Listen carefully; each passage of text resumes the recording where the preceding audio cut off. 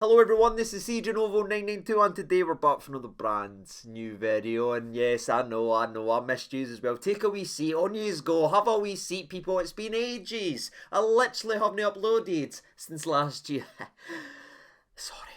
Sorry everybody, apologies, hopefully 2023 is going to be better than that. But what I want to apologise for people is the fact that we are here for the first video of 2023, kicking it off with the one, the only, the old firm. And you know what, before we do get into the actual video now, as it is the first video of 2023 and it is technically the 1st of January. Right now, I don't know why I said technically, like we're living in some kind of different universe or something like that. It literally is the 1st of January. I just want to say a massive Happy New Year to every single person watching, however you're spending it with family, friends, or maybe you're not celebrating, maybe you didn't care about it. Whatever you're doing, hopefully you're having a good day. And you know that saying that everybody says in January, that new year, new me. In case you're clicking on today's video saying maybe he's going to mix up for the previews. Nah, we didn't do that here at all, people. Nah, we're just going to stick to the exact same formula and format of the previews, and that is by starting off with the opposition and then getting to the main course, which is Rangers news. So without any further ado, let's go ahead and start the oppositional preview the right way by taking a look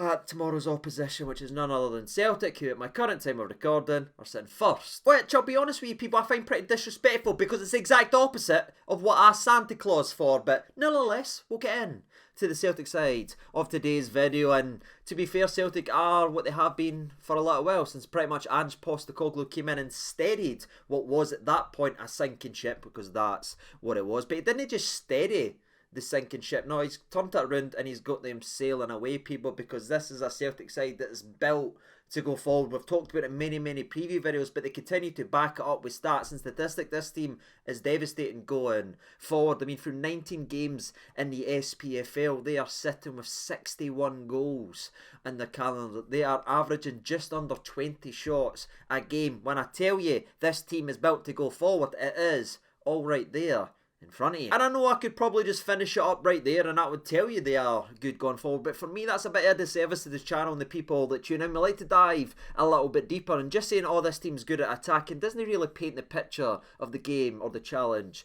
that we face tomorrow, because not only are they good at going forward, it's not just the starting 11 who's good or anything like that. What separates them, in my opinion, what really gives them the advantage, especially in this league, is just how many options they actually have. Because if plan A, which again is very good attacking talent, isn't working, people, they have an entire croppy plan B of attackers sitting on the bench, raring and chomping at the bit to get on the park and make the difference. And that's what's happened. That's the story of the season. If plan A hasn't blown the opposition away with 4-0s and everything like that the last couple games, if that's not worked, they can go to the bench and bring on plan B, and that's turned 1 point in to all three, and they've done that over the last four of the last 6 matches have been separated or scored or won by a late goal, and that's usually the strength and depth coming off the bench and making a difference. And again, for me, that is what separates this Celtic side from maybe the Celtic sides that we've played in the past or we've seen in the past. They have got equally good talent on the bench as they have on the park. That is frustrating. Here, it'll never catch on, people. But aye, moving into the maybe the formation or the shape or anything. Obviously this is the second time I've now spoken about Celtic this season, so I'm not going to do as much of a deep dive in how they build up and how they play. We've done that before in a previous video, but they still line up in a 4-3-3. Like I said, they do go forward very quickly. They do play as quickly as possible from throw-ins and everything like that. Now that might sound obvious. You say, "I Siege, everybody knows that." Well, can somebody tell who players, people? Because I went back and watched the most recent Old Firm. Not one person knew anything, people, because you look at the damage that was done in that game. Most of it was self-inflicted because we were just switch off, let them take throws. We're not even looking, letting them take quick corners of that. This is their bread and butter, but for some reason we're never hungry and paying attention to it. Hopefully that changes this time, and I'll go into that in more detail later on in today's video. But aye, it's a team that's built to go forward. It's quick, it's aggressive, and I do not want to be saying that, people. I'd love to be sitting here saying that this team is absolutely awful. They couldn't find themselves in a phone box, but I can't in terms of them as an attacking unit. But they aren't unbeatable, they aren't invincible, or aren't invisible, if you will, if you know.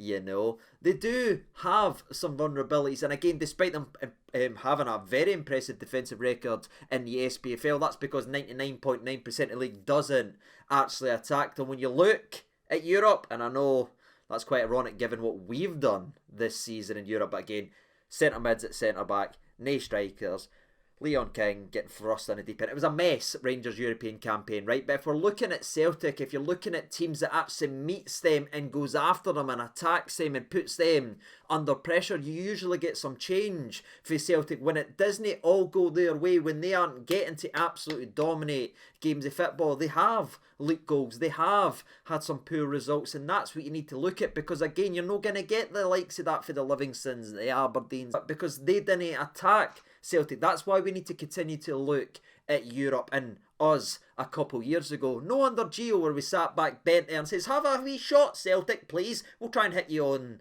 the counter. That was never going to work. That's playing into their hands. But again, if you get them running that way instead of that way, you've got a real opportunity. And if you attack this Celtic side and you take them out their comfort zone, which is again going forward, you can really hurt them. And fingers crossed, that's a message that's put out there. Honestly, troops, that's all I've really got to add for the second preview of Celtic on the channel this season. They're either blowing teams away with their attacking talent, or they're huffing and puffing and going to the bench to blow the actual low blocks off. That's been the story of the season. I hope there's a late Tarantino plot twist at the end of this one. But that's all I'm really going to say about that. Now it's time to dive over and move to the Rangers end, because there is start differences, there is reasons for being optimistic, there is changes are coming, especially regarding our approach to this game, because it's something we kind of touched on during the Celtic side, but it's something that was heavily vocalised by Michael Beale in his press conference. His quote, "We will meet them